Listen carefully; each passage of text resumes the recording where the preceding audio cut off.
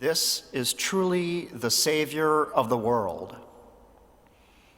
I've been watching The Chosen recently, and for maybe some of you who do not know, The Chosen is a series that looks to bring to life the gospel stories.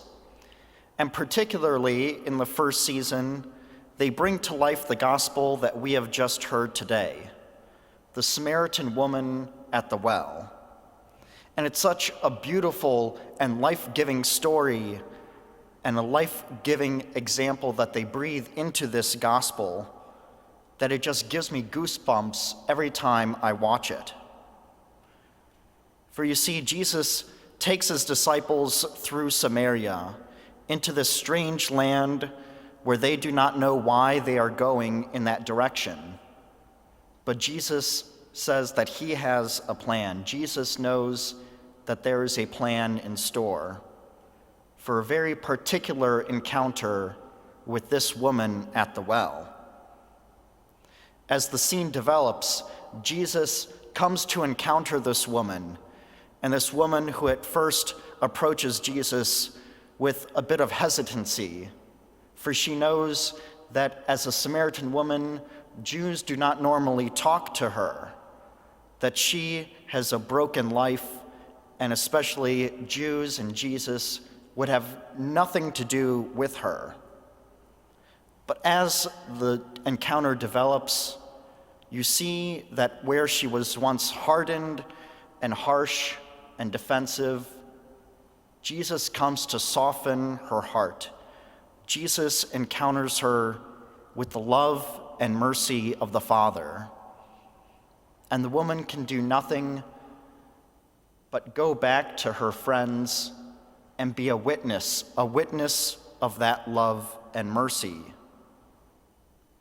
I think so often it's easy for us to listen to this gospel passage, to hear these stories over and over again and become a bit numb to them.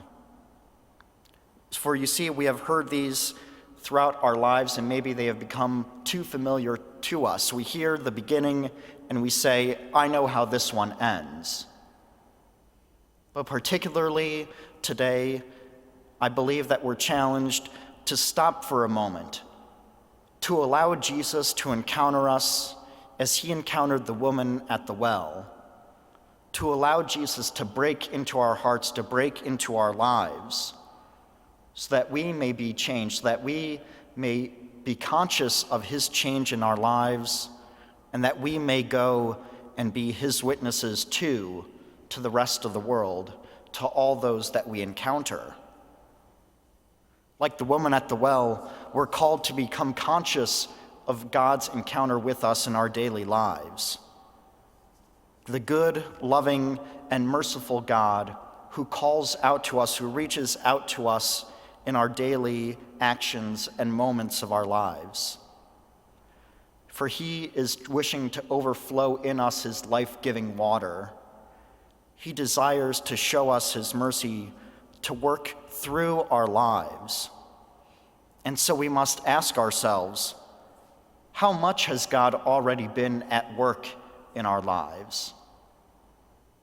It's so easy to go through our days and months and years without taking that moment to stop. But maybe now, during this Lenten season, we can stop.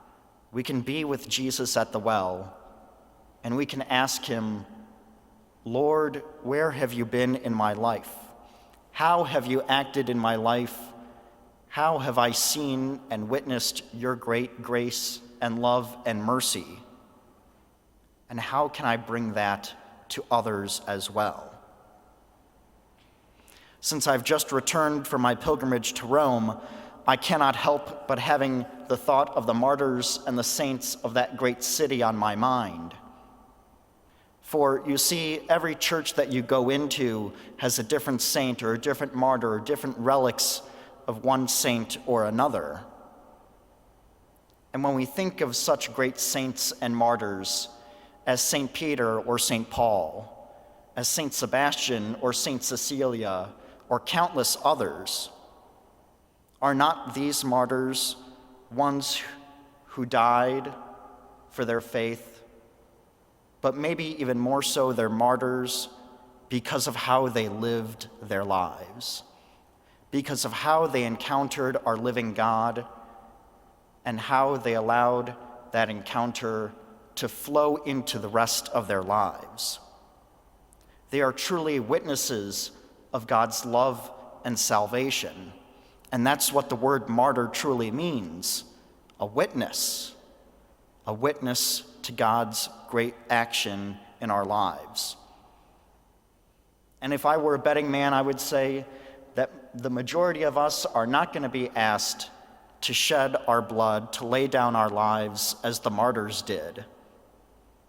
But we are asked to be his witnesses, to die to ourselves so that we may spread his gospel to those we encounter, so that we may die to our pride, our arrogance, our fear, and whatever else might hold us back from sharing God's great message of joy and love. More and more, it seems that the world doesn't want to hear this message, doesn't want to hear this witness. We can feel so pressured by our relationships at work or school, in friend groups, or wherever else we might be, to simply fall into the crowd, to forget about God's action in our lives, to forget about bringing Jesus into those moments, into those encounters with those that we wish to visit and speak with and build community with.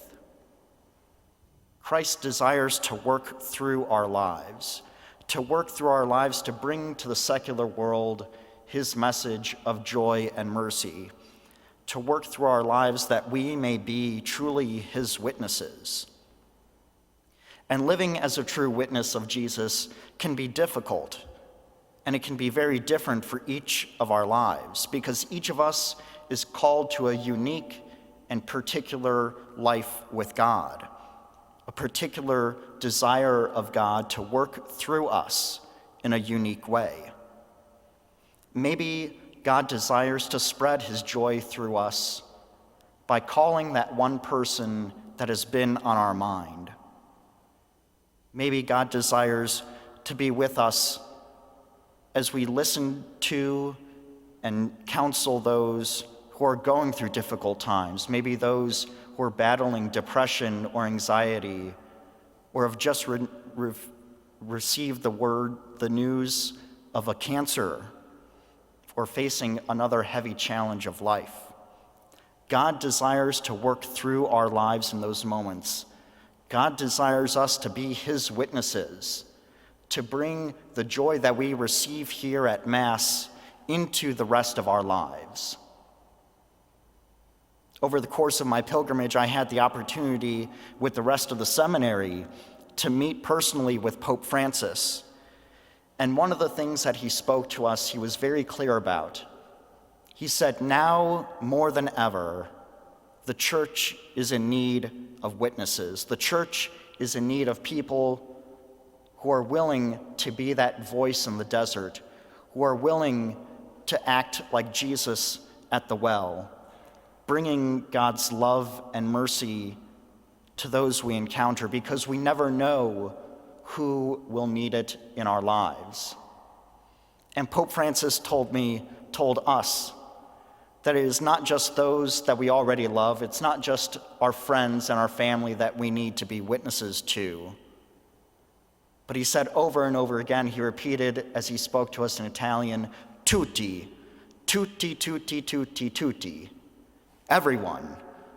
Pope Francis knows that God desires us to be witnesses to everyone, to live our lives with that joy, with that great peace, with that great hope of the resurrection to come, to be God's witnesses to all that we encounter. We come here at Mass to receive our Eucharistic Lord, to be strengthened in that journey, to be strengthened as his witnesses, and so that just as the woman at the well did, we may bring his presence to the world and those that we encounter.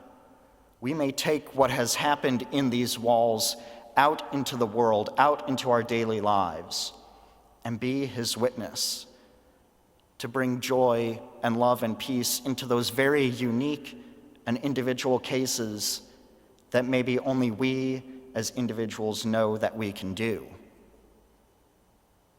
At the end of this scene from The Chosen, the woman at the well is so transformed, so enamored by Christ's joy, by Christ's mercy, by Christ's love for her, that she cannot help but leave her water jugs behind.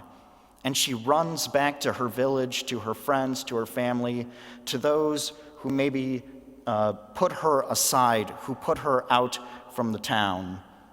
And she becomes a witness to them. She brings this love, this encounter with Jesus to them. And so we must ask ourselves, are we ready to run and be witnesses to Christ, so that those that we encounter in our daily lives too may also say, "This is truly the Savior of the world"?